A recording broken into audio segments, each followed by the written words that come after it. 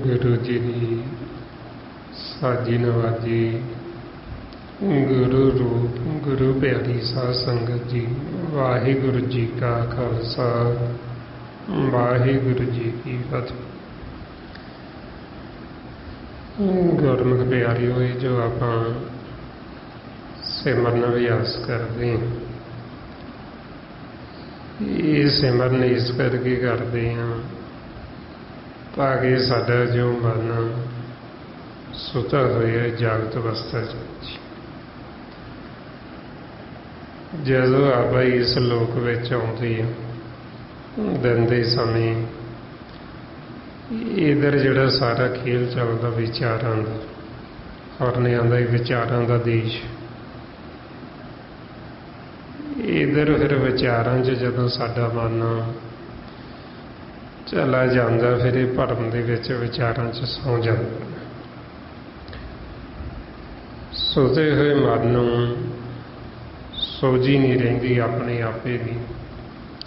सोते मन नूं नहीं पता भी मैं कित्थों आया, मेरा देश किहड़ा, मैनूं किहने भेजिया। सोते मन नूं आपदा घर भी भुल गया, निज महल दसवां द्वार। सोते मन नूं गुरबाणी गुरु की समझ में नहीं आती भी की समझाउंदे ने, की कह रहे।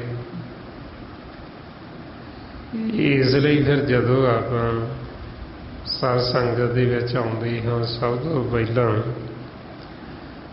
ये सोते हुए मन नूं जगाउण दा तरीका ये जो आप सिमरन करते हैं, सिमरन अभ्यास करके साडा मन विचारां चों होरनियां तो रहत हुंदा ते फिर सुनन दे काबिल हुंदा। फिर इहनूं जदों आपां विचार करते हैं फिर इहनूं थोड़ी थोड़ी समझ आउंदी। इसलिए महाराज कहंदे भी पहलां तुसीं जदों गुरबाणी नूं पढ़ना, जद तुसीं गुरबाणी नूं सुनना है, पहलां सिमरन करके मन नूं टकाऊ विच लेके आओ, मन नूं विचारां तो रहत कर लो। रमाउंदे सिमर सिमर सिमर गुर अपना सोया मन जगाई। कि सिमरन करके सुते हुए मन नूं ਪਹਿਲਾਂ ਜਗਾਵੋ ਤੇ ਜਦੋਂ ਇਹ ਜਾਗੇਗਾ ਫਿਰ ਇਹਨੂੰ ਸਮਝੋ। ਜਿਵੇਂ ਹੁਣ ਆਪਾਂ ਰਾਤ ਨੂੰ ਸੌਂ ਜਾਂਦੇ, ਗੂੜੀ ਨੀਂਦ ਜੀਵ ਸੁੱਤਾ ਹੋਵੇ, ਸੁੱਤੇ ਨੂੰ ਜੋ ਮਰਜ਼ੀ ਸੁਣਾਈ ਚੱਲੇ, ਉਹਨੂੰ ਸਮਝ ਹੀ ਨਹੀਂ ਲੱਗਣੀ। ਤੇ ਫਿਰ ਉਹਨੂੰ ਪੁੱਛੋ ਵੀ ਸਮਝ ਲੱਗੀ, ਤੇ ਉਹਨੇ ਕਹਿਣਾ ਮੈਨੂੰ ਤਾਂ ਪਤਾ ਨਹੀਂ ਕੀ ਸੁਣਾਇਆ। ਸੋ ਇਸੇ ਤਰ੍ਹਾਂ ਹੀ ਜਦੋਂ ਸਾਡਾ ਮਨ ਸੁੱਤਾ ਹੁੰਦਾ ਤੇ ਜੇ ਅਸੀਂ ਆਖੀਏ ਵੀ ਤੁਹਾਨੂੰ ਗੁਰਬਾਣੀ ਗੁਰੂ ਦੀ ਸਮਝ ਲੱਗੀ ਵੀ ਕੀ ਕਹਿ ਰਹੇ, ਸੁੱਤੇ ਨੇ ਕਹਿਣਾ ਮੈਨੂੰ ਤਾਂ ਪਤਾ ਹੀ ਨਹੀਂ ਵੀ ਕੀ ਕਹਿ ਰਹੇ। ਸੋ ਇਸ ਵਾਸਤੇ ਫਿਰ ਮਨ ਨੂੰ ਜਗਾਉਣ ਲਈ ਇਹ ਪਹਿਲਾਂ ਆਪਾਂ ਸਿਮਰਨ ਕਰਦੇ ਹਾਂ, ਫਿਰ ਜੋ ਸਤਿਗੁਰੂ ਆਪਾਂ ਨੂੰ ਉਪਦੇਸ਼ ਦੇ ਰਹੇ, ਫਿਰ ਉਸ ਉਪਦੇਸ਼ ਉੱਤੇ ਵਿਚਾਰ ਕੀਤੀ ਜਾਂਦੀ। ਜਿੰਨਾ ਸਾਡਾ ਮਨ ਵਿਚਾਰਾਂ ਤੋਂ ਰਹਿਤ ਹੋਏਗਾ ਉਨਾ ਹੀ ਸਾਨੂੰ ਸਮਝ ਆਉਣਾ। ਜੇ ਸਾਡਾ ਮਨ ਵਿਚਾਰਾਂ 'ਚ ਹੋਇਆ ਸਾਨੂੰ ਸਮਝ ਨਹੀਂ ਲੱਗਣੀ। ਜਿਵੇਂ ਹੁਣ ਆਪਾਂ ਸਰੀਰ ਕਰਕੇ ਤਾਂ ਇੱਥੇ ਬੈਠੇ ਤੇ ਮਨ ਸਾਡਾ ਬਾਹਰ ਚਲਾ ਗਿਆ ਵਿਚਾਰਾਂ 'ਚ, ਫੁਰਨਿਆਂ ਦੇ ਵਿੱਚ। ਆਪਾਂ ਧਿਆਨ ਘਰੇ ਲੈ ਗਏ ਵੀ ਘਰੇ ਜਾ ਕੇ ਆ ਵੀ ਕੰਮ ਕਰਨਾ, ਆ ਵੀ ਕਰਨਾ, ਤੇ ਅਸੀਂ ਇਸ ਗੈਰ ਹਾਜ਼ਰ ਹੋ ਗਏ। ਉਹਨੂੰ ਕਹਿੰਦੇ ਮਨ ਸੌਂ ਗਿਆ। ਬਈ ਸਰੀਰ ਕਰਕੇ ਤਾਂ ਬੇਸ਼ੱਕ ਆਪਾਂ ਜਾਗਦੇ ਹਾਂ, ਮਨ ਜਿਹੜਾ ਉਹ ਮਨ ਸੌਂਦਾ ਇਸ ਤਰ੍ਹਾਂ ਵਿਚਾਰਾਂ ਦੇ ਵਿੱਚ, ਫੁਰਨਿਆਂ ਦੇ ਵਿੱਚ। ਤੇ ਇਸੇ ਤਰ੍ਹਾਂ ਵਿਚਾਰਾਂ ਦੇ ਵਿੱਚ ਸਾਰਾ ਜਿਹੜਾ ਸੰਸਾਰ ਹੀ ਭਰਮ ਦੇ ਵਿੱਚ ਸੁੱਤਾ ਪਿਆ। ਮਾਰੇ ਫਰਮਾਉਂਦੇ ਤੀਹੀਂ ਗੁਣੀ ਸੰਸਾਰ ਭਰਮ ਸੁੱਤਾ, ਸੁਤਿਆਂ ਰਹਿਣ ਵਿਹਣ। ਇਹ ਭਰਮ ਦੇ ਵਿੱਚ, ਵਿਚਾਰਾਂ ਦੇ ਵਿੱਚ ਜਿਹੜੇ ਮਨ ਨੇ, ਇਹ ਮਨ ਸੁੱਤੇ ਪਏ ਨੇ। ਸੁੱਤਾ ਹੋਇਆ ਮਨ ਫਿਰ ਇਹ ਸੁਪਨਾ ਦੇਖਦਾ। ਜਿਵੇਂ ਆਪਾਂ ਸਾਰੇ ਜਾਣਦੇ ਹਾਂ ਵੀ ਸੁਪਨਾ ਜਿਹੜਾ ਉਹ ਸੁੱਤਿਆਂ ਨੂੰ ਆਉਂਦਾ, ਜਾਗਦਿਆਂ ਨੂੰ ਤਾਂ ਕਦੇ ਸੁਪਨਾ ਆਉਂਦਾ ਨਹੀਂ। ਹੁਣ ਸਾਡੇ ਮਨ ਸੌਂ ਗਏ ਤੇ ਅਸੀਂ ਇਸੇ ਆ ਕੇ ਸੁਪਨਾ ਦੇਖਣਾ ਸ਼ੁਰੂ ਕਰ ਦਿੱਤਾ। ਸੁਪਨਾ ਕੀ ਹੈ? ਵਿਚਾਰਾਂ ਦੇ ਵਿੱਚ ਜਦੋਂ ਸਾਡਾ ਮਨ ਹੁੰਦਾ ਇਹ ਸੁਪਨੇ ਦੇ ਵਿੱਚ ਚੱਲਦਾ ਹੈ। ਪਤਾ ਇਹਨੂੰ ਉਦੋਂ ਲੱਗਦਾ ਜਦੋਂ ਇਹ ਜਾਗਦਾ, ਸੁਪਨਾ ਟੁੱਟ ਜਾਂਦਾ। ਤੇ ਜੇ ਹੁਣ ਇਹ ਸਿਮਰਨ ਕਰਦੇ ਨਹੀਂ ਅਸੀਂ, ਇਹ ਜਾਗਦਾ ਨਹੀਂ, ਤੇ ਫਿਰ ਇਹ ਸਾਰੀ ਉਮਰ ਸੁਪਨੇ 'ਚ ਹੀ ਲੰਘਾ ਜਾਂਦਾ। ਤੇ ਉਦੋਂ ਜਾਗਦਾ ਜਦੋਂ ਫਿਰ ਦਿੱਤਾ ਹੋਇਆ ਸਮਾਂ ਖਤਮ ਹੁੰਦਾ, ਜਦੋਂ ਜੰਮ ਜਗਾਉਂਦੇ। ਫਿਰ ਉਦੋਂ ਜਦੋਂ ਜਾਗਦਾ ਉਦੋਂ ਪਤਾ ਲੱਗਦਾ ਵੀ ਇਹ ਤਾਂ ਮੈਂ ਸੁਪਨਾ ਦੇਖ ਰਿਹਾ ਸੀ। ਤੇ ਮਾਰੇ ਕਹਿੰਦੇ ਜਗ ਸੁਪਨਾ ਬਾਜੀ ਬਣੀ, ਖਿਨਮੇ ਖੇਲ ਖਲਾਈ, ਸੰਜੋਗੀ ਮਿਲ ਇੱਕ ਸੇ ਬਜੋਗੀ ਉੱਠ ਜਾਈ। ਕਿ ਉਦੋਂ ਪਤਾ ਲੱਗਿਆ ਵੀ ਇਹ ਤਾਂ ਜਗਤ ਜਿਹੜਾ ਇਹ ਸੁਪਨਾ ਸੀ ਵੀ ਮੈਂ ਜੋ ਦੇਖ ਰਿਹਾ ਸੀ। ਇਸ ਲਈ ਆਪਾਂ ਨੂੰ ਕਹਿੰਦੇ ਵੀ ਸੁਪਨਾ ਨਾ ਦੇਖੋ, ਮਨ ਨੂੰ ਜਗਾਓ, ਤੇ ਜਗਾ ਕੇ ਇਸ ਨੂੰ ਜੋ ਸਾਨੂੰ ਸਤਿਗੁਰੂ ਭੇਜਦੇ ਰਹੇ ਵੀ ਉਸ ਉਪਦੇਸ਼ ਨੂੰ ਸਮਝੋ। ਆਓ ਹੁਣ ਜੋ ਆਪਾਂ ਧੰਨ ਧੰਨ ਸ੍ਰੀ ਗੁਰੂ ਅਰਜਨ ਦੇਵ ਜੀ ਮਹਾਰਾਜ ਸੁਖਮਨੀ ਸਾਹਿਬ ਦੀ ਬਾਣੀ ਵਿੱਚ ਆਪਾਂ ਨੂੰ ਉਪਦੇਸ਼ ਦੇ ਰਹੇ, 22ਵੀਂ ਅਸ਼ਟਪਦੀ ਤੇ ਆਪਾਂ ਵਿਚਾਰ ਕਰ ਰਹੇ ਸੀ। ਕੱਲ 2 ਪਦਿਆਂ ਤੱਕ ਵਿਚਾਰ ਕੀਤੀ ਸੀ। ਇਸ ਅੱਗੇ 3ਜੇ ਪਦੇ ਵਿੱਚ ਜੋ ਸਤਿਗੁਰੂ ਆਪਾਂ ਨੂੰ ਫਰਮਾਨ ਕਰਦੇ, ਪੂਰਨ ਪੂਰ ਰਹੇ ਦਿਆਲ, ਸਭ ਉਪਰ ਹੋਵਤ ਕਿਰਪਾਲ। ਬਈ ਜੋ ਮਾਲਕ ਪੂਰਨ ਸਤਿਗੁਰੂ ਵੀ ਉਹ ਆਪ ਹਰ ਥਾਂ ਤੇ ਵਿਆਪ, ਹਰ ਥਾਂ ਤੇ ਵਿਆਪਕ ਹੈ। ਐਸੀ ਕੋਈ ਥਾਂ ਨਹੀਂ ਜਿਸੇ ਉਹ ਨਾ ਹੋਵੇ, ਤੇ ਉਹ ਸਦਾ ਹੀ ਦਿਆਲੂ ਹੈ। ਸਾਡੇ ਸਭ ਜੀਵਾਂ ਉੱਤੇ ਉਹ ਮਿਹਰ ਕਰਦਾ ਹੈ, ਸਦਾ ਹੀ ਉਹ ਕਿਰਪਾਲੂ ਹੈ। ਸੋ ਇਸ ਵਾਸਤੇ ਸਾਨੂੰ ਜਦੋਂ ਨਹੀਂ ਪਤਾ ਹੁੰਦਾ ਵੀ ਪਰਮਾਤਮਾ ਕਿੱਥੇ ਹੈ, ਉਦੋਂ ਅਸੀਂ ਭਰਮ ਦੇ ਵਿੱਚ ਪਰਮਾਤਮਾ ਨੂੰ ਦੂਰ ਸਮਝਦੇ ਹਾਂ। ਜਦੋਂ ਅਸੀਂ ਗੁਰੂ ਦੀ ਸ਼ਰਨ 'ਚ ਜਾਂਦੇ ਹਾਂ, ਅਸੀਂ ਭਰਮ ਦਾ ਪਰਦਾ ਗੁਰੂ ਪਾਸੇ ਕਰ ਦਿੰਦਾ, ਪਰਮਾਤਮਾ ਨੂੰ ਨੇੜੇ ਦੇਖ ਲੈਂਦੇ ਹਾਂ। ਫਿਰ ਪਤਾ ਲੱਗਦਾ ਵੀ ਮਾਲਕ ਜੋ ਸਦਾ ਦਿਆਲੂ ਕਿਰਪਾਲੂ, ਵੀ ਉਹ ਸਭ ਤੋਂ ਸਾਡੇ ਨੇੜੇ ਵੱਸਦਾ ਹੈ। ਤੇ ਅਸੀਂ ਪਹਿਲਾਂ ਮੂਰਖ ਬਣੇ ਰਹੇ, ਸਮਝਦੇ ਰਹੇ ਵੀ ਪਰਮਾਤਮਾ ਪਤਾ ਨਹੀਂ ਕਿੱਡੀ ਕੁ ਦੂਰ ਹੈ। ਮਾਰੇ ਫਰਮਾਉਂਦੇ ਦੀਨ ਦਿਆਲ ਕਿਰਪਾਲ ਸੁਖ ਸਾਗਰ, ਸਰਬ ਘਟਾ ਭਰਪੂਰੀ ਰੇ, ਪੇਖਤ ਸੁਣਤ ਸਦਾ ਹੈ ਸੰਗੇ, ਮੈਂ ਮੂਰਖ ਜਾਣੇ ਅੰਦੂਰੀ ਰੇ। ਕਿ ਮਾਲਕ ਸਦਾ ਹੀ ਸਾਡੇ ਅੰਗ ਸੰਗ ਸਾਨੂੰ ਦੇਖਦਾ, ਸਾਡੀ ਸੁਣਦਾ, ਤੇ ਆਪ ਵੀ ਉਹ ਲਗਾਤਾਰ ਬੋਲ ਰਿਹਾ। ਉਹ ਸਾਜੋ ਕੋਈ ਦੂਰ ਨਹੀਂ ਹੈ, ਉਹ ਸਾਡੇ ਸਭ ਦੇ ਨੇੜੇ ਵੱਸਦਾ ਹੈ। ਇਸ ਲਈ ਫਿਰ ਕਹਿੰਦੇ ਵੀ ਉਹ ਦਿਆਲੂ ਹੈ, ਉਹ ਕਿਰਪਾਲੂ ਹੈ, ਉਹ ਸਦਾ ਹੀ ਸਾਡੇ ਜੀਵਾਂ 'ਤੇ ਦਇਆਵਾਨ ਹੈ। ਫਿਰ ਮਹਾਰਾਜ ਕਹਿੰਦੇ ਆਪਣੇ ਕਰਤੱਵ ਜਾਣੇ ਆਪ, ਅੰਤਰਜਾਮੀ ਰਹੋ ਬੇ ਆਪ। ਬਈ ਮਾਲਕ ਆਪਣੇ ਇਸ ਸ੍ਰਿਸ਼ਟੀ ਪੈਦਾ ਕਰਕੇ, ਖੇਲ ਪੈਦਾ ਕਰਕੇ ਆਪ ਦੇਖ ਰਿਹਾ। ਮਾਲਕ ਸਾਨੂੰ ਜੀਵਾਂ ਨੂੰ ਆਪਣੇ ਕਰਤੱਵ ਕੌਤਕ ਕਰਕੇ, ਖੇਲ ਰਚ ਕੇ ਉਹ ਦੇਖਦਾ ਸਾਨੂੰ। ਤੇ ਅੰਤਰਜਾਮੀ ਸਾਡੇ ਮਨਾਂ ਦੀ ਜਾਣਨ ਵਾਲਾ, ਸਾਡੇ ਅੰਦਰ ਦੀ ਜਾਣਨ ਵਾਲਾ, ਤੇ ਹਰ ਥਾਂ 'ਤੇ ਮੌਜੂਦ, ਹਰ ਥਾਂ 'ਤੇ ਵਿਆਪਕ ਹੈ।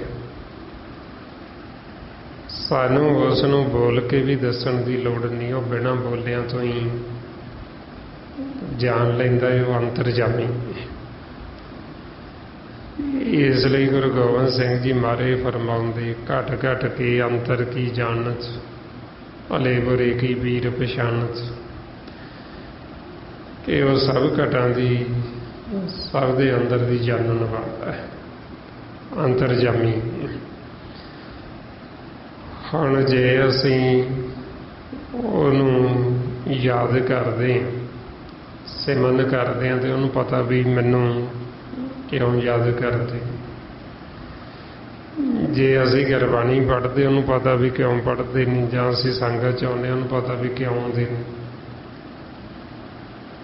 ਵੀ ਕੀ ਮੈਨੂੰ ਮਿਲਣ ਵਾਸਤੇ ਕਰ ਰਹੇ ਨੇ, ਜਾਂ ਸੰਸਾਰ ਦੇ ਪਦਾਰਥਾਂ ਵਾਸਤੇ, ਮਾਇਆ ਵਾਸਤੇ ਕਰ ਰਹੇ।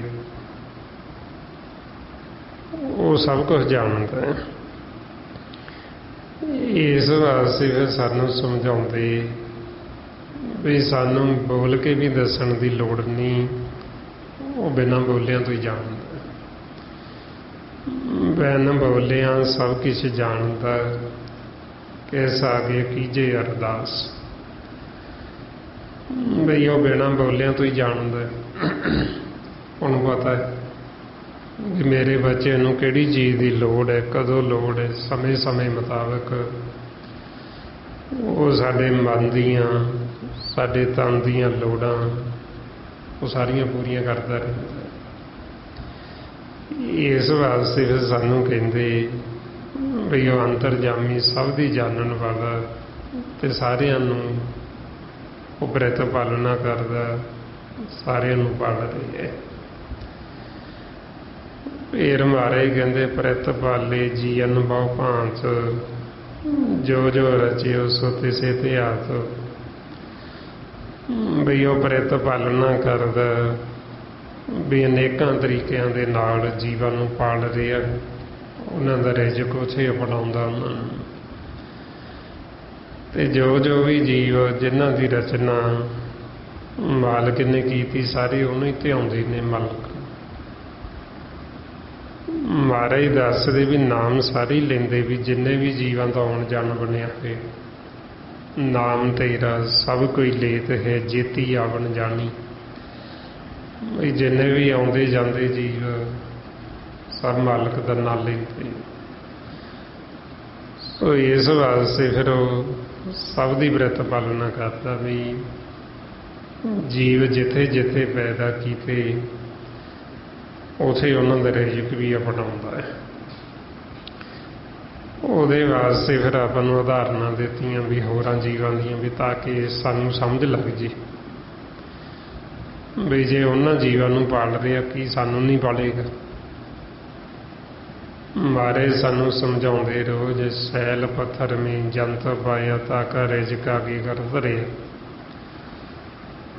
ਹੁਣ ਉਹ ਸੈਲ ਪੱਥਰ ਦੇ ਵਿੱਚ ਵੀ ਜੀਵ ਪੈਦਾ ਕੀਤੇ, ਉਹਦੇ ਵਿੱਚ ਹੁਣ ਅੰਦਰ ਜੀਵ ਹੈ ਤੇ ਉਹ ਪੱਥਰ ਸਾਰੇ ਪਾਸਿਓਂ ਬੰਦ ਹੈ,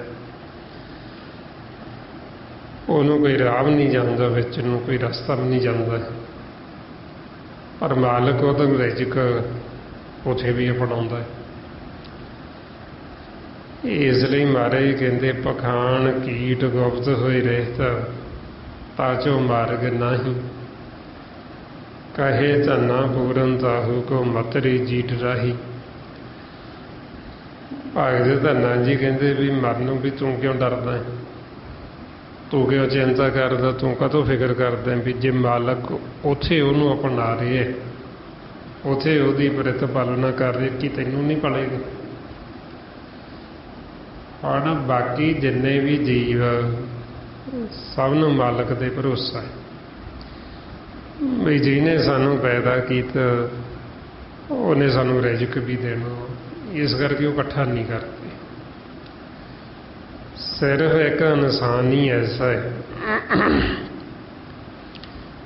ਸਾਨੂੰ ਭਰੋਸਾ ਨਹੀਂ ਮਾਲਕ ਤੇ, ਅਸੀਂ ਜਿਉਂ ਇਕੱਠਾ ਕਰਨਾ ਸ਼ੁਰੂ ਕਰਦੇ ਪਹਿਲਾਂ ਆਪਦੇ ਵਾਸਤੇ, ਫਿਰ ਅੱਗੇ ਬੱਚਿਆਂ ਵਾਸਤੇ, ਫਿਰ ਉਹਨਾਂ ਦੇ ਬੱਚਿਆਂ ਵਾਸਤੇ, ਸਾਰੀ ਉਮਰ ਜੀਵ ਇਕੱਠਾ ਕਰਦਾ ਹੀ ਰਹਿੰਦਾ ਹੈ।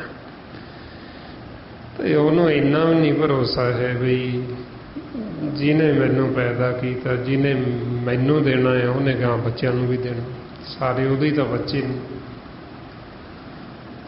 ਸੋ ਇਸ ਵਾਸਤੇ ਫਿਰ ਸਾਨੂੰ ਨਾ ਭਰੋਸਾ ਹੋਣ ਕਰਕੇ ਤਾਂਹੀਓ ਸਾਨੂੰ ਚਿੰਤਾ ਲੱਗਦੀ, ਤਾਂਹੀਓ ਸਾਨੂੰ ਫਿਕਰ ਲੱਗਦੀ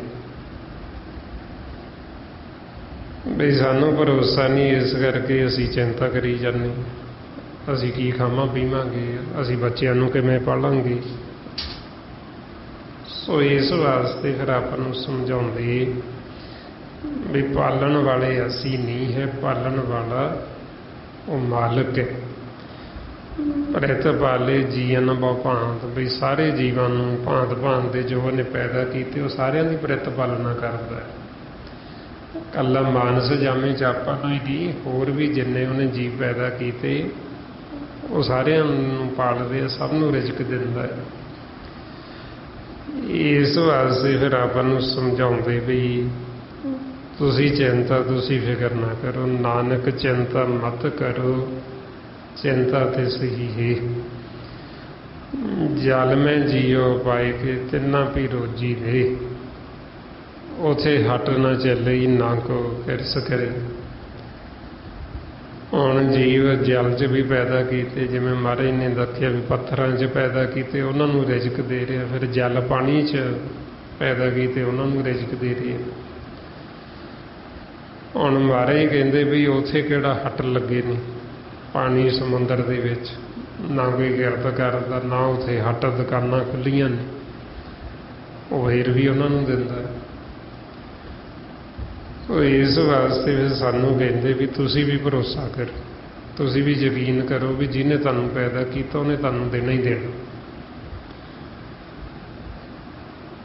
ਫਿਰ ਮਹਾਰਾਜ ਕਹਿੰਦੇ ਜਿਸ ਭਾਵੇ ਤਿਸ ਲਈ ਮਿਲਾਏ, ਭਗਤ ਕਰੇ ਹਰ ਕੀ ਗੁਣ ਗਾਏ। ਬਈ ਜਿਹੜੇ ਜੀਵ ਫਿਰ ਮਾਲਕ ਨੂੰ ਭਾਉਂਦੇ, ਜਿਹੜੇ ਉਹਨੂੰ ਚੰਗੇ ਲੱਗਦੇ, ਉਹਨਾਂ ਨੂੰ ਆਪਦੇ ਨਾਲ ਮਿਲਾ ਲੈਂਦੇ ਤੇ ਉਹਨਾਂ ਨੂੰ ਫਿਰ ਭਗਤੀ ਦੀ ਦਾਤ ਦਿੰਦਾ। ਉਹ ਫਿਰ ਭਗਤੀ ਕਰਦੇ ਤੇ ਉਹ ਪਰਮਾਤਮਾ ਦੇ ਹਰੀ ਦੇ ਮਾਲਕ ਦੇ ਗੁਣ ਗਾਉਂਦੇ, ਉਹਦਾ ਸਿਮਰਨ ਕਰਦੇ, ਆਪ ਵੀ ਕਰਦੇ ਤੇ ਨਾਲ ਆਪਾਂ ਨੂੰ ਵੀ ਕਰਾਉਂਦੇ। ਉਹ ਸਾਨੂੰ ਭਗਤੀ ਦਾ ਭੇਦ ਦਿੰਦੇ ਵੀ ਭਗਤੀ ਅਸੀਂ ਕਿਵੇਂ ਕਰਨੀ ਹੈ, ਕਿੱਥੋਂ ਸਾਡੀ ਭਗਤੀ ਸ਼ੁਰੂ ਹੋਣੀ। ਜਿਹੜੇ ਫਿਰ ਮਾਲਕ ਨੂੰ ਭਾਈ ਜਿਨ੍ਹਾਂ ਨੂੰ ਉਹਨੇ ਆਪਦੇ ਨਾਲ ਮਿਲਾ ਲਿਆ, ਫਿਰ ਉਹਨਾਂ ਨੂੰ ਕਹਿੰਦੇ ਗੁਰਮੁਖ, ਉਹਨਾਂ ਨੂੰ ਆਖੇ ਸੰਤ, ਸਾਧੂ, ਭਗਤ, ਬ੍ਰਹਮ ਗਿਆਨੀ, ਗੁਰਸਿੱਖ। ਤੇ ਉਹਨਾਂ ਦੀ ਫਿਰ ਡਿਊਟੀ ਮਾਲਕ ਲਾਉਂਦਾ ਵੀ ਉਹ ਸਾਨੂੰ ਭੁੱਲੇ ਹੋਏ ਜੀਵਾਂ ਨੂੰ ਇਹ ਭਗਤੀ ਦਾ ਮਾਰਗ ਦੱਸ। ਉਹ ਸਾਨੂੰ ਵਿਛੜੇ ਹੋਇਆਂ ਨੂੰ ਫਿਰ ਮਾਲਕ ਦੇ ਨਾਲ ਮਿਲਾ ਲੈਂਦੇ। ਇਸ ਲਈ ਫਿਰ ਇਸ ਨੂੰ ਕਹਿੰਦੇ ਪਰਉਪਕਾਰੀ ਜਨ ਗੁਰਮੁਖ। ਮਾਰੇ ਕਹਿੰਦੇ ਜਨਮ ਮਰਨ ਦੋਹੂ ਮੈਂ ਨਾਹੀ, ਜਨ ਪਰਉਪਕਾਰੀ ਆਈ। ਜੀ ਦਾਨ ਦੇ ਭਗਤੀ ਲਾਵਣ, ਹਰ ਸਿਉ ਲੈਣ ਮਲਾਈ। ਬਈ ਉਹਨਾਂ ਨੇ ਸਾਨੂੰ ਭਗਤੀ ਦਾ ਮਾਰਗ ਦੱਸ ਕੇ ਭਗਤੀ ਤੇ ਲਾਉਣਾ ਤੇ ਸਾਨੂੰ ਮਾਲਕ ਦੇ ਨਾਲ ਮਿਲਾਉਣਾ, ਤੇ ਉਹਨਾਂ ਨੇ ਆਪ ਵੀ ਮਾਲਕ ਦੇ ਗੁਣ ਗਾਉਣੇ ਤੇ ਆਪਾਂ ਨੂੰ ਵੀ ਗੁਣ ਗਾਉਣ ਤੇ ਲਾ ਦੇਣਾ। ਆਪ ਵੀ ਸਿਮਰਨ ਕਰਦੇ ਤੇ ਆਪਾਂ ਨੂੰ ਵੀ ਸਿਮਰਨ ਕਰਨ ਤੇ ਲਾ ਲੈਂਦੇ। ਫਿਰ ਅੱਗੇ ਮਹਾਰਾਜ ਕਹਿੰਦੇ ਮਨ ਅੰਤਰ ਵਿਸ਼ਵਾਸ ਕਰ ਮਾਨਿਆ, ਕਰਨ ਹਾਰ ਨਾਨਕ ਇੱਕ ਜਾਨਿਆ। ਹੁਣ ਜਿਨ੍ਹਾਂ ਨੇ ਫਿਰ ਉਹਨਾਂ ਗੁਰਮੁਖਾਂ ਤੇ ਸੰਤਾਂ ਤੇ ਵਿਸ਼ਵਾਸ ਕਰ ਲਿਆ, ਵਿਸ਼ਵਾਸ ਕਰਕੇ ਉਹਨਾਂ ਦੇ ਬਚਨਾਂ ਨੂੰ ਸਤ-ਸਤ ਕਰਕੇ ਮੰਨ ਕੇ ਸੱਚ ਨੂੰ, ਨਾਮ ਨੂੰ ਮੰਨ ਲਿਆ, ਉਸ ਕਾਰਨਹਾਰ ਇੱਕ ਨੂੰ ਜਾਣ ਲਿਆ ਵੀ ਉਹੀਓ ਕਾਰਨਹਾਰ ਹੈ, ਵੀ ਸਾਰਾ ਕੁਝ ਉਹਦੀ ਰਜ਼ਾ 'ਚ ਹੀ ਹੋ ਰਿਹਾ, ਉਹਦੀ ਰਜ਼ਾ ਤੋਂ ਬਿਨਾਂ ਕੁਝ ਹੁੰਦਾ ਨਹੀਂ।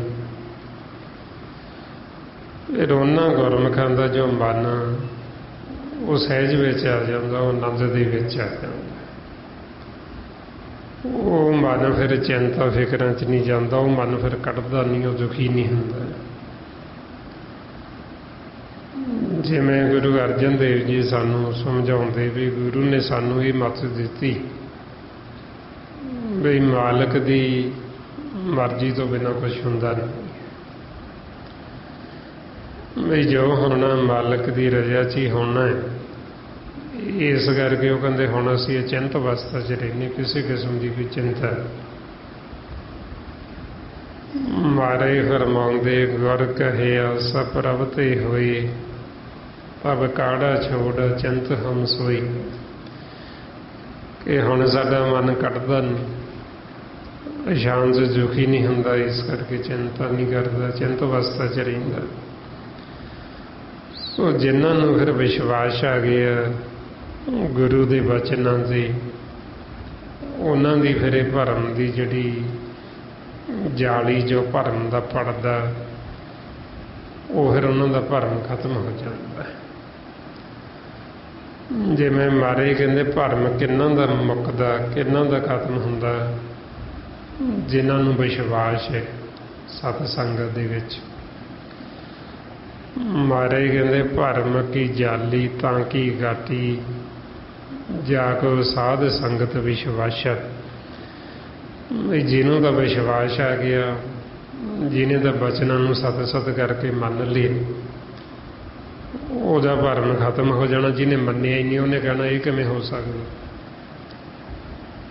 ਵੀ ਇਹ ਤਾਂ ਹੋ ਹੀ ਨਹੀਂ ਸਕਦਾ, ਵੀ ਰੱਬ ਨੂੰ ਵੀ ਮਿਲਿਆ ਜਾ ਸਕਦਾ, ਇਹ ਕਿਵੇਂ ਹੋ ਸਕਦਾ। ਸੋ ਇਸ ਵਾਸਤੇ ਫਿਰ ਜਿਨ੍ਹਾਂ ਨੇ ਵਿਸ਼ਵਾਸ ਕੀਤਾ ਗੁਰੂ ਦੇ ਬਚਨਾਂ 'ਤੇ, ਉਹਨਾਂ ਦਾ ਭਰਮ ਖਤਮ ਹੋ ਗਿਆ ਤੇ ਉਹਨਾਂ ਨੇ ਇੱਕ ਨੂੰ, ਮਾਲਕ ਨੂੰ ਜਾਣ ਲਿਆ। ਤੇ ਜਿਨ੍ਹਾਂ ਨੇ ਜਾਣ ਲਿਆ ਫਿਰ ਉਹਨਾਂ ਦਾ ਮਨ ਮੰਨ ਗਿਆ, ਤੇ ਜਿਨ੍ਹਾਂ ਨੂੰ ਵਿਸ਼ਵਾਸ ਨਹੀਂ ਉਹ ਮੰਨਦੇ ਹੀ ਨਹੀਂ। ਉਹ ਕਹਿੰਦੇ ਐਂ ਹੋ ਹੀ ਨਹੀਂ ਸਕਦਾ ਵੀ ਇਹ ਰੱਬ ਨੂੰ ਮਿਲ ਲੈਣ।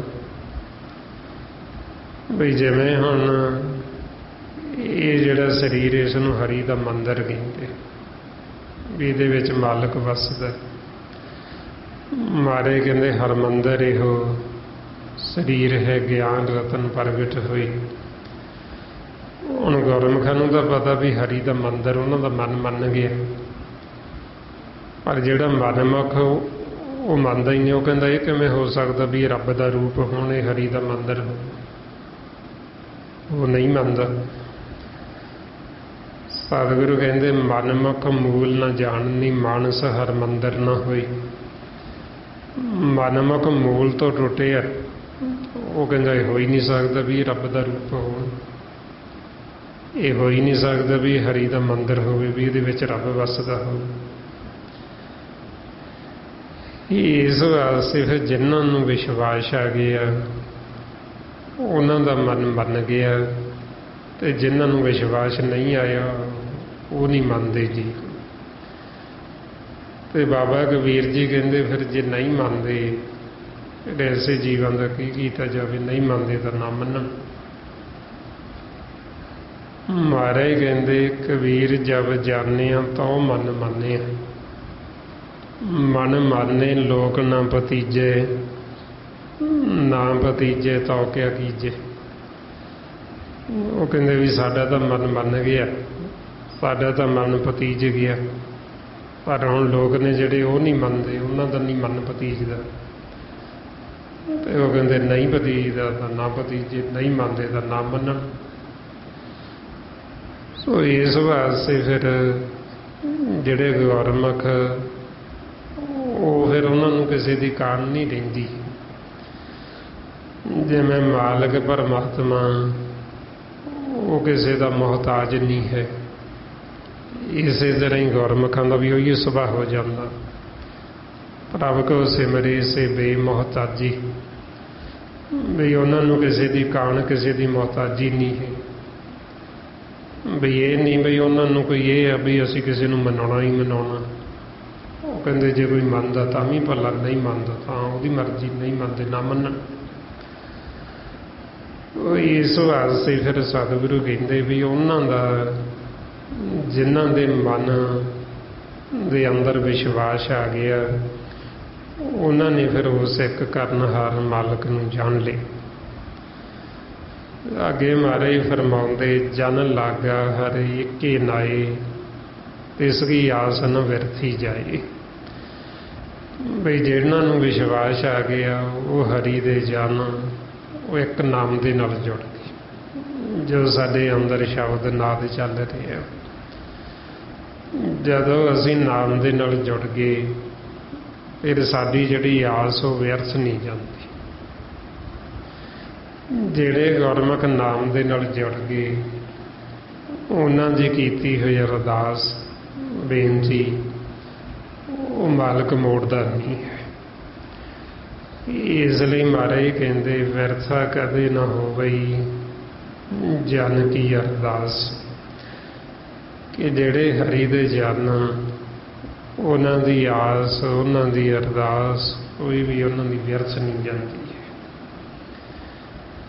ਇਸ ਲਈ ਮਹਾਰਾਜ ਸੱਚੇ ਪਾਤਸ਼ਾਹ ਕਹਿੰਦੇ ਵੀ ਜਦੋਂ ਸਾਡੇ ਹਿਰਦੇ 'ਚ ਨਾਮ ਤੇ ਸੱਚ ਮਾਲਕ ਵਸ ਜਾਂਦਾ ਹੈ ਫਿਰ ਸਾਡੇ ਮਨ ਦੀ ਜੋ ਵੀ ਇੱਛਾ, ਜੋ ਵੀ ਆਸ ਹੁੰਦੀ ਉਹ ਮਾਲਕ ਆਪ ਪੂਰੀ ਕਰ ਦਿੰਦਾ। ਮਹਾਰਾਜ ਕਹਿੰਦੇ ਸੱਚਾ ਸਾਹਿਬ ਮਨ ਵਸੇ ਤਾਂ ਮਨ ਚਿੰਦਿਆ ਫਲ ਪਾਏ।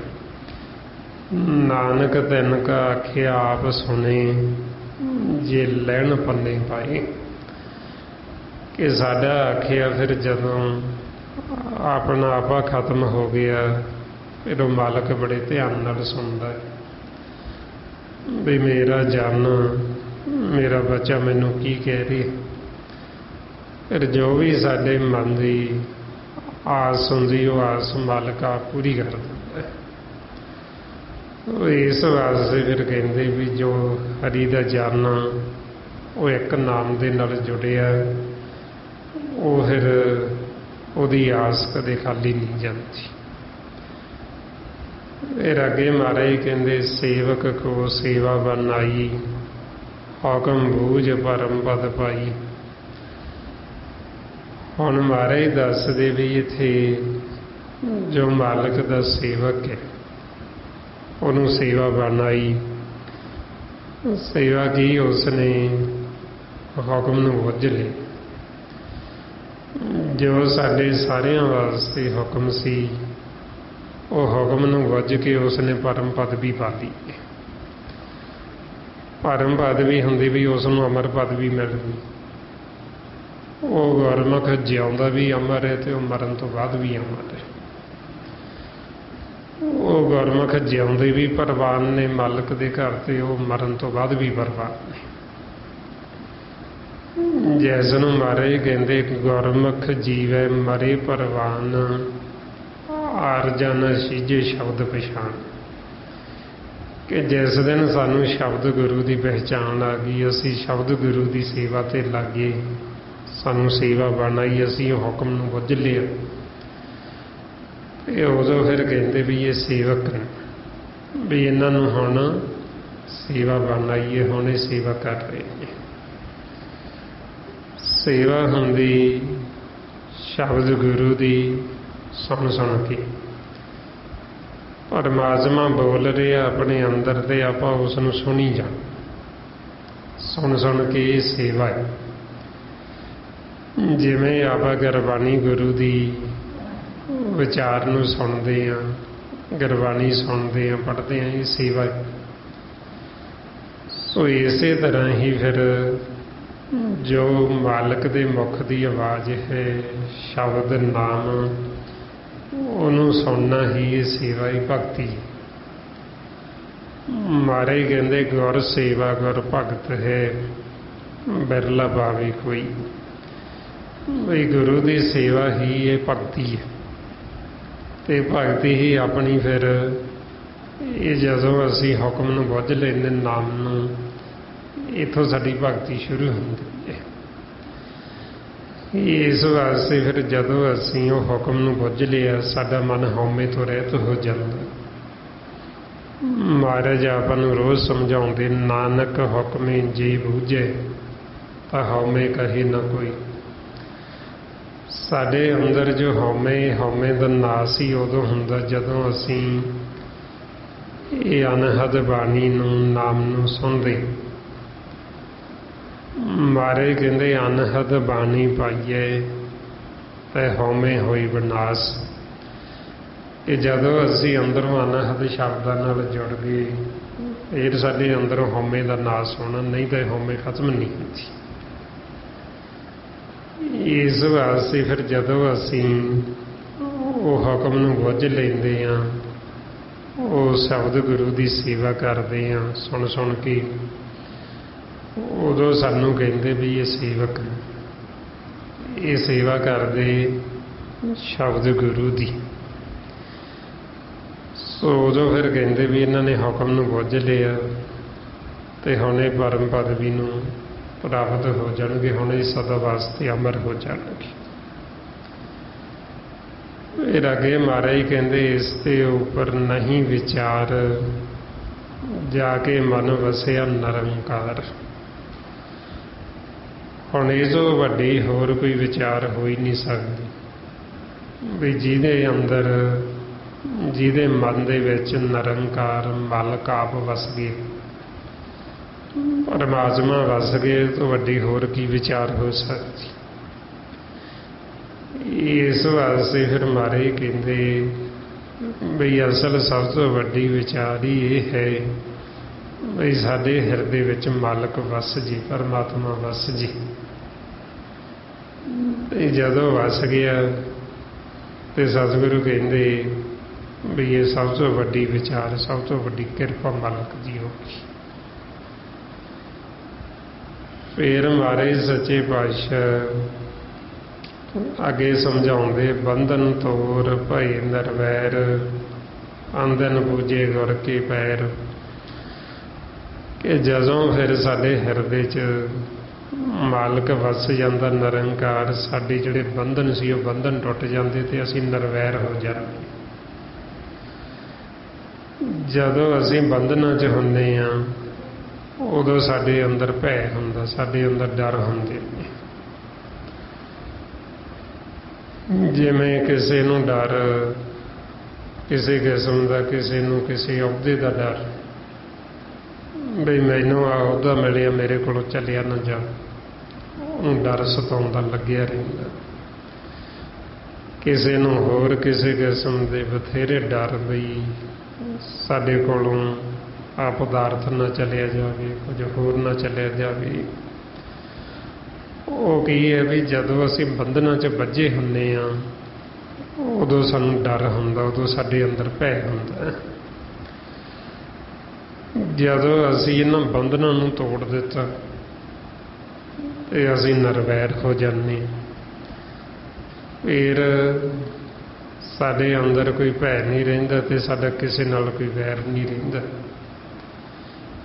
ਕਿਉਂਕਿ ਜਦੋਂ ਭੈ ਹੁੰਦਾ, ਡਰ ਹੁੰਦਾ, ਉਦੋਂ ਅਸੀਂ ਫਿਰ ਜਦੋਂ ਸਾਨੂੰ ਭੈ ਹੈ ਕਿਸੇ ਦਾ ਤੇ ਅਸੀਂ ਉਹਦੇ ਨਾਲ ਵੈਰ ਕਰਨਾ ਸ਼ੁਰੂ ਕਰ ਦਿੰਦੇ, ਬਈ ਇਹ ਸਾਡਾ ਨੁਕਸਾਨ ਨਾ ਕਰ ਦੇਵੇ, ਇਹ ਸਾਨੂੰ ਕਿਸੇ ਕਿਸਮ ਦਾ ਕੋਈ ਤਕਲੀਫ ਨਾ ਪਹੁੰਚਾਵੇ, ਇਸ ਕਰਕੇ ਉਹਦੇ ਨਾਲ ਵੈਰ ਵਿਰੋਧ ਕਰਨਾ ਸ਼ੁਰੂ ਕਰ ਦਿੰਦੇ। ਸੋ ਇਸ ਵਾਸਤੇ ਫਿਰ ਜਦੋਂ ਅਸੀਂ ਇਹਨਾਂ ਬੰਧਨਾਂ ਨੂੰ ਤੋੜ ਦਿੰਦੇ, ਬੰਧਨ ਕੀ ਇਹ ਵਿਚਾਰ ਫੁਰਨ, ਇਹਨਾਂ ਨੂੰ ਬੰਧਨ ਕਹਿੰਦੇ। ਸਾਡੇ ਮਨ ਦੇ ਇਹ ਸਾਰੇ ਬੰਧਨ ਬਣ ਗਏ, ਮਾਤਾ ਪਿਤਾ, ਭੈਣ ਭਰਾ, ਧੀਆਂ ਪੁੱਤਰ, ਸੰਗੀ ਸਾਥੀ, ਸੰਜੋਗੀ, ਇਹ ਸਭ ਸਾਡੇ ਮਨ ਦੇ ਬੰਧਨ ਬਣ ਗਏ।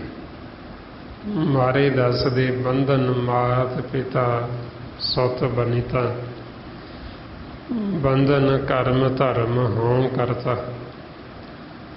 ਮਾਤਾ ਪਿਤਾ, ਧੀਆਂ ਪੁੱਤਰ, ਪਰਿਵਾਰ, ਇਹ ਸਭ ਮਨ ਦੇ ਬੰਧਨ ਬਣ ਗਏ। ਹੁਣ ਇਹਨਾਂ ਬੰਧਨਾਂ 'ਚ ਬੱਝਿਆ ਹੋਇਆ ਜੀਵ ਕਹਿੰਦਾ ਮੈਂ ਧਾਰਮੀ ਵੀ ਹਾਂ ਤੇ ਮੈਂ ਕਰਮ ਵੀ ਬਹੁਤ ਕਰਦਾ। ਤੇ ਕਈ ਜੀਵ ਦਾ ਏਡਾ ਗਿਆਨ ਤਾਂ ਚਲੇ ਗਏ, ਕਹਿੰਦੇ ਨੇ ਕੰਮ ਹੀ ਪੂਜਾ, ਦਿਨ ਰਾਤ ਕੰਮ ਕਰੋ, ਇਹੋ ਪੂਜਾ। ਮਾਰੇ ਕਹਿੰਦੇ ਤਾਂ ਬੰਧਨ ਬਣ ਗਏ ਤੁਹਾਡੇ। ਪਹਿਲਾਂ ਇਹ ਸੰਸਾਰ ਪਰਿਵਾਰ ਬੰਧਨ ਬਣ ਗਿਆ, ਫਿਰ ਅੱਗੇ ਕਰਮ ਦੇ ਨਾਲ ਜੁੜ ਗਏ, ਹੋਰ ਬੰਧਨ ਪਾ ਲਏ ਗਲ 'ਚ। ਇਸ ਵਾਸਤੇ ਫਿਰ ਜਦੋਂ ਆਪਾਂ ਗੁਰੂ ਦੀ ਸ਼ਰਨ 'ਚ ਆਉਂਦੇ ਹਾਂ, ਸਤਿਗੁਰਾਂ ਦੀ ਸ਼ਰਨ 'ਚ ਆਉਂਦੇ ਹਾਂ, ਉਹ ਸਾਡੇ ਬੰਧਨ ਕੱਟ ਦਿੰਦੇ। ਮਾਰੇ ਕਹਿੰਦੇ ਸਤਿਗੁਰ ਸਿੱਖ ਕੇ ਬੰਧਨ ਕੱਟੇ। ਹੁਣ ਜਦੋਂ ਸਾਡੇ ਬੰਧਨ ਕੱਟੇ ਗਏ ਤਾਂ ਮਤਲਬ ਇਹ ਨਹੀਂ ਹੈ ਵੀ ਫਿਰ ਅਸੀਂ ਕੰਮ ਕਾਰ ਨਹੀਂ ਕਰਾਂਗੇ ਜਾਂ ਸਾਡਾ ਪਿਆਰ ਨਹੀਂ ਰਹੇਗਾ। ਫਿਰ ਸਗੋਂ ਤੇ ਅਸੀਂ ਚੰਗੀ ਤਰ੍ਹਾਂ ਹੋਰ ਜ਼ਿਆਦਾ ਵਧੀਆ ਕੰਮ ਕਰਾਂਗੇ ਤੇ ਸਾਡਾ ਪਿਆਰ ਜ਼ਿਆਦਾ ਹੋਏਗਾ ਪਹਿਲਾਂ ਨਾਲੋਂ। ਫਿਰ ਆਤਮਿਕ ਪਿਆਰ ਹੁੰਦਾ। ਪਹਿਲਾਂ ਜਿਹਨੂੰ ਅਸੀਂ ਪਿਆਰ ਕਹਿੰਦੇ, ਪਿਆਰ ਨਹੀਂ ਹੈ, ਬੰਧਨਾਂ 'ਚ ਬੱਝੇ ਹੋਏ ਅਸੀਂ, ਨਾਲੇ ਤਾਂ ਦੁਖੀ ਹੋ ਰਹੇ ਤੇ ਫਿਰ ਵੀ ਅਸੀਂ ਇਹਨਾਂ ਬੰਧਨਾਂ ਨੂੰ ਛੱਡਦੇ ਵੀ, ਨਾਲੇ ਦਿਨ ਰਾਤ ਦੁਖੀ ਵੀ ਹੋ ਰਹੇ ਹਾਂ। ਕੋਈ ਕਿਸੇ ਤੋਂ ਦੁਖੀ, ਕੋਈ ਆਪਦੇ ਬੱਚਿਆਂ ਤੋਂ ਦੁਖੀ, ਕੋਈ ਕਿਸੇ ਤੋਂ ਦੁਖੀ, ਕੋਈ ਕਿਸੇ ਤੋਂ ਦੁਖੀ, ਦੁਖੀ ਵੀ ਦਿਨ ਰਾਤ ਹੋਈ ਜਾਂਦੇ ਹਾਂ।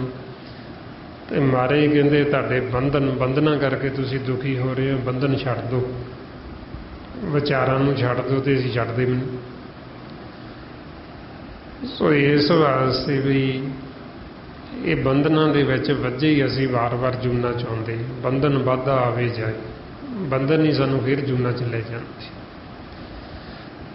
ਇਸ ਵਾਸਤੇ ਫਿਰ ਮਾਰੇ ਕਹਿੰਦੇ ਵੀ ਜਦੋਂ ਅਸੀਂ ਫਿਰ ਗੁਰੂ ਦੀ ਮੱਤ ਲੈਂਦੇ, ਸਿਮਰਨ ਕਰਦੇ ਹਾਂ, ਸਾਡੇ ਹਿਰਦੇ 'ਚ ਨਿਰੰਕਾਰ ਵਸ ਜਾਂਦਾ ਮਾਲਕ, ਤੇ ਸਤਿਗੁਰੂ ਸਾਡੇ ਬੰਧਨ ਕੱਟ ਕੇ ਸਾਨੂੰ ਨਿਰਵੈਰ ਕਰ ਦਿੰਦੇ। ਫਿਰ ਅਸੀਂ ਆਂਦਨ ਗੁਰੂ ਦੇ ਜੋ ਚਰਨਾਂ ਦੇ ਨਾਲ, ਮਾਲਕ ਦੇ ਚਰਨਾਂ ਦੇ ਨਾਲ ਜੁੜ ਜਾਂਦੇ। ਨਾਮ ਦੇ ਆਂਦਨ ਪੂਜੇ ਗੁਰ ਕੇ ਪੈਰ।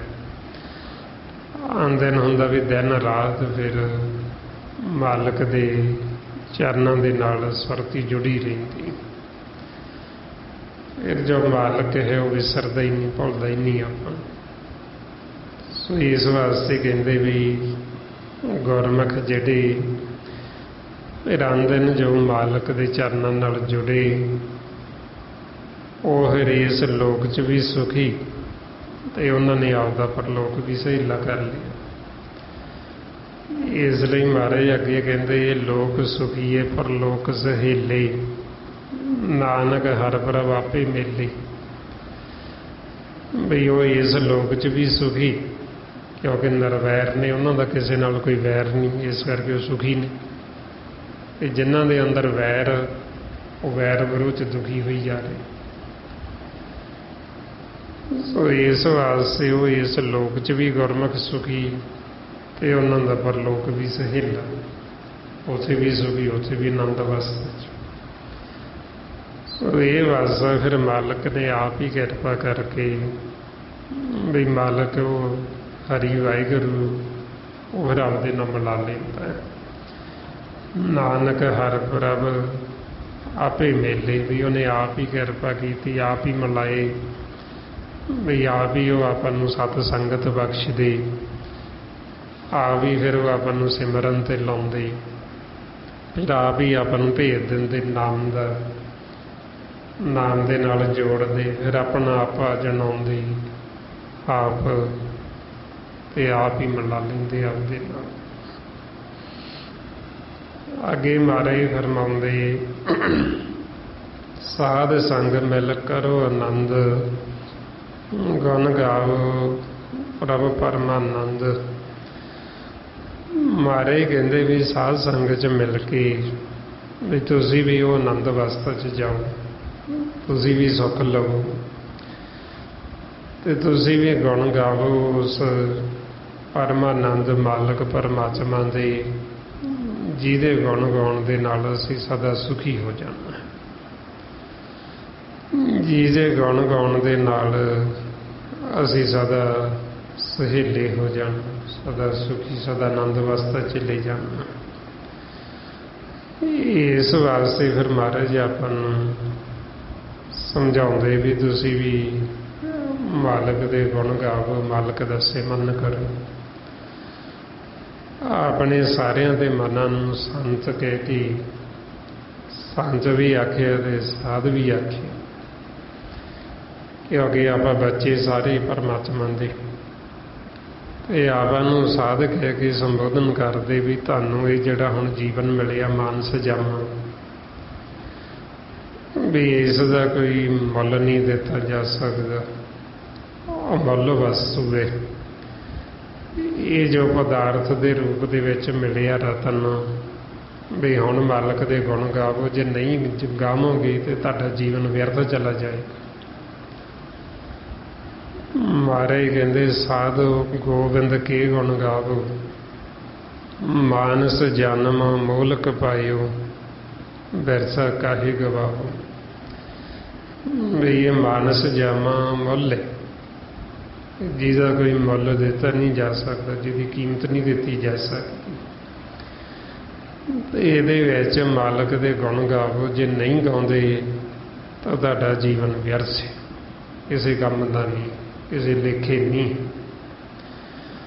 ਇਸ ਵਾਸਤੇ ਫਿਰ ਆਪਾਂ ਨੂੰ ਕਹਿੰਦੇ ਵੀ ਤੁਸੀਂ ਸਾਧ ਸੰਗਤ ਮਿਲ ਕੇ, ਵੀ ਸਾਧ ਸੰਗਤ ਕਰਕੇ, ਵੀ ਉੱਥੇ ਆ ਕੇ ਤੁਸੀਂ ਮਾਲਕ ਦੇ ਗੁਣ ਸਿੱਖੋ ਤੇ ਉਹਦੇ ਗੁਣ ਗਾਵੋ, ਉਹਦਾ ਵੱਧ ਤੋਂ ਵੱਧ ਇਸੇ ਮਨ ਕਰੋ। ਅੱਗੇ ਮਹਾਰਾਜ ਕਹਿੰਦੇ, ਰਾਮ ਨਾਮ ਤਤ ਕਰੋ ਵਿਚਾਰ, ਦੁਰਲਭ ਦੇਖ ਕਰੋ ਉਧਾਰ। ਸੱਚੇ ਪਾਤਸ਼ਾਹ ਕਹਿੰਦੇ ਵੀ ਤੁਸੀਂ ਸਾਧ ਸੰਗਤ 'ਚ ਮਿਲ ਕੇ ਵੀ ਉਹ ਜੋ ਰਾਮ ਨਾਮ ਜੋ ਤੱਤ ਹੈ, ਵੀ ਤੁਸੀਂ ਉਸ ਤੱਤ ਦੀ ਵਿਚਾਰ ਕਰੋ। ਤੱਤ ਕੀ ਹੈ? ਨਾਮ। ਇਹ ਤੁਸੀਂ ਨਾਮ ਦੇ ਉੱਤੇ ਵਿਚਾਰ ਕਰੋ ਤੇ ਨਾਮ ਦੇ ਨਾਲ ਜੁੜੋ, ਨਾਮ ਦਾ ਭੇਤ ਲਵੋ, ਤੇ ਨਾਮ ਦੇ ਨਾਲ ਜੁੜ ਕੇ ਜਿਹੜੀ ਦੁਰਲੰਭ ਦੇਹ ਹੈ, ਜੋ ਬੜੀ ਔਖੀ ਸਾਨੂੰ ਇਹ ਮਾਨਸ ਜਾਮਾ ਮਿਲਿਆ, ਇਹ ਦੁਰਲੰਭ ਦੇਹ ਦਾ ਤੁਸੀਂ ਹੁਣ ਇਹਦੇ ਵਿੱਚ ਰਹਿੰਦੇ ਰਹਿੰਦੇ ਤੁਸੀਂ ਆਪਣਾ ਆਧਾਰ ਕਰ ਲਓ। ਤੁਸੀਂ ਇਹਦੇ ਵਿੱਚ ਰਹਿੰਦੇ ਰਹਿੰਦੇ ਸਦਾ ਵਾਸਤੇ ਜੀਵਨ ਮੁਕਤ ਹੋ ਜਾਓ, ਸਦਾ ਵਾਸਤੇ ਤੁਸੀਂ ਅਮਰ ਪਦ ਵੀ ਹਾਸਲ ਕਰ ਲਓ। ਕਿਉਂਕਿ ਇਹ ਜਿਹੜਾ ਸਰੀਰ ਇਹ ਸਦਾ ਨਹੀਂ ਰਹਿਣਾ, ਮਿਥਿਆ ਹੋਇਆ ਕੁਝ ਸਮੇਂ ਵਾਸਤੇ। ਇਹ ਸਾਨੂੰ ਖਾਲੀ ਕਰਨਾ ਪੈਣਾ, ਇਹ ਸਾਨੂੰ ਛੱਡਣਾ ਪੈਣਾ। ਹੁਣ ਇਹਦੇ ਵਿੱਚ ਰਹਿੰਦੇ ਰਹਿੰਦੇ ਅਸੀਂ ਆਪਦੇ ਅਸਲ ਘਰ ਦੀ ਪਹਿਚਾਣ ਕਰਨੀ ਹੈ। ਇਸ ਲਈ ਸਾਨੂੰ ਫਰਮਾਉਂਦੇ ਡੱਡਾ ਡੇਰਾ ਇਹ ਨਹੀਂ, ਜਹ ਡੇਰਾ ਤਹਿ ਜਾਣ, ਮੂੰਹਾਂ ਡੇਰਾ ਕੇ ਸੰਜਮ ਗੁਰ ਕੀ ਸ਼ਬਦ ਪਛਾਣ। ਕਿ ਹੁਣ ਤੁਸੀਂ ਗੁਰੂ ਦੇ ਸ਼ਬਦ ਦੁਆਰਾ ਆਪਣੇ ਅਸਲ ਘਰ ਦੀ, ਆਪਣੇ ਅਸਲ ਡੇਰੇ ਦੀ ਪਹਿਚਾਣ ਕਰ ਲਓ ਵੀ ਇਹਦੇ ਵਿੱਚ ਰਹਿੰਦੇ ਰਹਿੰਦੇ ਤੁਸੀਂ ਹੁਣ ਉਹ ਘਰ ਦੇ ਵਿੱਚ ਆਉਣ ਜਾਣ ਬਣਾ ਲਓ। ਹੁਣ ਇਹ ਜਿਹੜਾ ਸਰੀਰ, ਇਸ ਨੂੰ ਇੱਕ ਸਾਧਨ ਆਖੀ, ਜਿਵੇਂ ਆਪਾਂ ਕੋਈ ਸਾਧਨ ਅਪਣਾਉਂਦੇ ਹਾਂ, ਸਾਧਨ ਅਪਣਾ ਕੇ ਆਪਾਂ ਆਪਦੀ ਮੰਜ਼ਿਲ ਤੇ ਪਹੁੰਚ ਜਾਂਦੇ ਹਾਂ। ਉਹ ਇਸੇ ਤਰ੍ਹਾਂ ਹੀ ਫਿਰ ਇਹ ਸਰੀਰ ਹੈ ਜਿਹੜਾ, ਇਸ ਨੂੰ ਸਾਧਨ, ਇਸ ਨੂੰ ਘੋੜੀ ਦਾ ਵੀ ਨਾਮ ਦਿੱਤਾ। ਜਿਵੇਂ ਪੁਰਾਣੇ ਸਮਿਆਂ ਦੇ ਵਿੱਚ ਜੀਵ ਸਵਾਰੀ ਕਰਦੇ ਸੀ ਘੋੜੇ ਦੀ, ਘੋੜੀ ਦੀ, ਇਸੇ ਤਰ੍ਹਾਂ ਹੀ ਫਿਰ ਮਹਾਰਾਜ ਇਸ ਨੂੰ ਕਹਿੰਦੇ ਦੇ ਘੋੜੀ ਚੜ੍ਹ ਹਰ ਪਾਇਆ। ਵੀ ਇਹ ਜਿਹੜੀ ਦੇਹ ਸੀ ਦੁਰਲੰਭ ਦੇਹ, ਵੀ ਇਹ ਦੇਹ ਜਦੋਂ ਮਿਲੀ, ਇਸ ਦੇਹ ਨੂੰ ਘੋੜੀ ਬਣਾ ਕੇ ਇਸ ਦੀ ਸਵਾਰੀ ਕਰਕੇ ਹਰੀ ਨੂੰ ਮਿਲ ਗਏ, ਪਰਮਾਤਮਾ ਨੂੰ ਮਿਲ ਗਏ। ਤੇ ਜਦੋਂ ਉਸ ਨੂੰ ਮਿਲ ਲਏ, ਜਿਹੜਾ ਸਾਧਨ ਸੀ ਇਹ ਤਾਂ ਛੱਡਣਾ ਹੀ ਛੱਡਣਾ ਸੀ, ਛੱਡ ਦਿੱਤਾ। ਜਦੋਂ ਮੰਜ਼ਿਲ ਤੇ ਪਹੁੰਚ ਗਏ ਸਾਧਨ ਛੱਡ ਦਿੱਤਾ। ਸੋ ਇਸ ਵਾਸਤੇ ਫਿਰ ਆਪਾਂ ਨੂੰ ਕਹਿੰਦੇ ਵੀ ਇਹ ਜਿਹੜੀ ਦੁਰਲੰਭ ਦੇਹ ਹੈ, ਵੀ ਬੜੇ ਸਾਨੂੰ ਚਿਰਾਂ ਬਾਅਦ ਮਿਲਦੀ ਹੈ, ਵੀ ਇਹਦੇ ਵਿੱਚ ਰਹਿੰਦੇ ਰਹਿੰਦੇ ਹੁਣ ਆਪਣਾ ਆਧਾਰ ਕਰ ਲਓ, ਵੀ ਹੁਣ ਸਦਾ ਵਾਸਤੇ ਮੁਕਤ ਪੁੱਜੋ। ਅੱਗੇ ਮਹਾਰਾਜ ਕਹਿੰਦੇ ਅੰਮ੍ਰਿਤ ਬਚਨ ਹਰ ਕੇ ਗੁਣ ਗਾਓ, ਪ੍ਰਾਨ ਧਰਨ ਕਾ ਇਹ ਸਵਾਓ। ਬਈ ਜੋ ਮਾਲਕ ਪਰਮਾਤਮਾ, ਉਸ ਦੇ ਗੁਣ ਗਾਓ ਤੇ ਉਸ ਦੀ ਜੋ ਅੰਮ੍ਰਿਤ ਬਚਨ, ਜੋ ਨਾਮ ਹੈ, ਨਾਮ ਨੂੰ ਜਦੋਂ ਅਸੀਂ ਸੁਣਾਂਗੇ ਉਹਦੇ ਵਿੱਚੋਂ ਅੰਮ੍ਰਿਤ ਜਲ ਆਉਂਦਾ, ਅੰਮ੍ਰਿਤ ਰਸ ਆਉਂਦਾ, ਜੋ ਸਾਡੇ ਮਨ ਦਾ ਭੋਜਨ, ਸਾਡੇ ਮਨ ਦੀ ਖੁਰਾਕ ਹੈ। ਜਦੋਂ ਅਸੀਂ ਨਾਮ ਦੇ ਨਾਲ ਸਾਡੀ ਸੁਰਤੀ ਜੁੜਦੀ, ਸਾਡੇ ਮੁੱਖ 'ਚ ਅੰਮ੍ਰਿਤ ਆਉਂਦਾ, ਤੇ ਉਦੋਂ ਸਾਨੂੰ ਅਮਰ ਪਦਵੀ ਮਿਲ ਜਾਂਦੀ। ਮਹਾਰਾਜ ਕਹਿੰਦੇ ਅੰਮ੍ਰਿਤ ਪੀਵੇ ਅੰਮ੍ਰਿਤ ਹੋਵੇ। ਜਦੋਂ ਅਸੀਂ ਅੰਮ੍ਰਿਤ ਪੀ ਲਿਆ ਤੇ ਅਸੀਂ ਅਮਰ ਹੋ ਗਏ। ਸੋ ਇਸ ਵਾਸਤੇ ਵੀ ਸਾਨੂੰ ਕਹਿੰਦੇ ਵੀ ਮਾਲਕ ਦੇ ਗੁਣ ਗਾ ਕੇ, ਉਹਦਾ ਸਿਮਰਨ ਕਰਕੇ, ਉਸ ਅੰਮ੍ਰਿਤਮਈ ਬਚਨ ਜੋ ਮਾਲਕ ਦਾ ਨਾਮ ਹੈ ਉਹਨੂੰ ਸੁਣੋ। ਤੇ ਉਹਨੂੰ ਸੁਣ ਕੇ ਆਪਣਾ ਫਿਰ ਤੁਸੀਂ ਜਿਹੜਾ ਜੀਵਨ ਹੈ, ਜੀਵਨ ਸਫਲ ਕਰ ਲਓ। ਇਹੋ ਤੁਹਾਡਾ ਅਸਲ ਮਕਸਦ ਹੈ ਜੀਵਨ ਦਾ, ਪਰਮਾਤਮਾ ਦੇ ਨਾਲ ਮਿਲਾਪ ਕਰਨਾ। ਵੀ ਹੁਣ ਸਾਨੂੰ ਇਹ ਵਾਰੀ ਮਿਲੀ, ਮੌਕਾ ਮਿਲੇ, ਜੋ ਮਹਾਰਾਜ ਕਹਿੰਦੇ ਭਾਈ ਪ੍ਰਾਪਤ ਮਨੁੱਖ ਦੇ ਹੋਰੀਆ, ਗੋਬਿੰਦ ਮਿਲਣ ਕੀ ਇਹ ਤੇਰੀ ਵਾਰੀ ਹੈ, ਇਹ ਹੁਣ ਵਾਰੀ ਹੈ। ਤੇ ਨਾਮ ਦੇ ਨਾਲ ਜੁੜ ਕੇ ਹੀ ਇਹ ਸਾਡਾ ਜਿਹੜਾ ਆਧਾਰ ਹੋ ਸਕਦਾ। ਇਹ ਅੱਗੇ ਮਹਾਰਾਜ ਕਹਿੰਦੇ ਆਠ ਪਹਿਰ ਪ੍ਰਪੇਖੋ ਨੇਰਾ, ਮਿਟੇ ਅਗਿਆਨ ਬਿਨ ਸੇ ਅੰਧੇਰਾ। ਬਈ ਜਦੋਂ ਅਸੀਂ ਫਿਰ ਗੁਰੂ ਦੀ ਸ਼ਰਨ 'ਚ ਜਾ ਕੇ ਮਾਲਕ ਨੂੰ ਦੇਖ ਲੈਂਦੇ, ਸਾਡਾ ਭਰਮ ਦਾ ਪਰਦਾ ਪਾਸੇ ਹੋ ਜਾਂਦਾ। ਤੇ ਉਹ ਕਹਿੰਦੇ ਅੱਠੇ ਪਹਿਰ ਮਾਲਕ ਨੂੰ ਨੇੜੇ ਦੇਖੋ। ਬਈ 8 ਪਹਿਰ ਹੁੰਦਾ ਦਿਨ ਦੇ, 4 ਪਹਿਰ ਤੇ 4 ਪਹਿਰ ਰਾਤ ਨੂੰ, 8 ਪਹਿਰ ਮਾਲਕ ਨੂੰ ਦੇਖੀ ਜਾਣ। ਤੇ ਜਦੋਂ ਅਸੀਂ 8 ਪਹਿਰ ਦੇਖਾਂਗੇ ਤੇ ਅਗਿਆਨ, ਜਿਹੜਾ ਅਗਿਆਨਤਾ ਦਾ ਹਨੇਰਾ, ਉਹ ਬਿਨਸ ਜਾਏਗਾ, ਖਤਮ ਹੋ ਜਾਏਗਾ, ਗਿਆਨਤਾ ਖਤਮ ਹੋ ਜਾਏਗੀ। ਇਸ ਵਾਸਤੇ ਫਿਰ ਆਪਾਂ ਨੂੰ ਕਹਿੰਦੇ ਵੀ ਮਾਲਕ ਦੇ ਅਸੀਂ ਸਨਮੁਖ ਹੋਣਾ, ਵੀ ਉਹਨੂੰ ਅਸੀਂ ਦੇਖਣਾ। ਤੇ ਆਪਾਂ ਸਾਰੇ ਦੇਖ ਸਕਦੇ, ਕਿਉਂਕਿ ਹੁਣੀ ਆਪਾਂ ਨੂੰ ਮੌਕਾ, ਹੁਣੀ ਵਾਰੀ ਮਿਲੀ। ਹੁਣ ਜੇ ਆਪਾਂ ਭੁੱਲ ਗਏ ਹਾਂ, ਅਸੀਂ ਗੁਰੂ ਦੀ ਸ਼ਰਨ 'ਚ ਜਾ ਕੇ ਪੁੱਛ ਸਕਦੇ ਹਾਂ ਗੁਰੂ ਤੋਂ ਵੀ ਸਾਨੂੰ ਦਿਸਦਾ ਨਹੀਂ ਮਾਲਕ, ਸਾਨੂੰ ਦਿਖਾਓ। ਤੇ ਉਹਨਾਂ ਨੂੰ ਜਦੋਂ ਸਾਡੇ ਤੇ ਪ੍ਰਤੀਤ ਆ ਜਾਂਦੀ ਤੇ ਉਹ ਸਾਡਾ ਪਰਦਾ ਪਾਸੇ ਕਰਕੇ ਸਾਨੂੰ ਦਿਖਾ ਦਿੰਦੇ।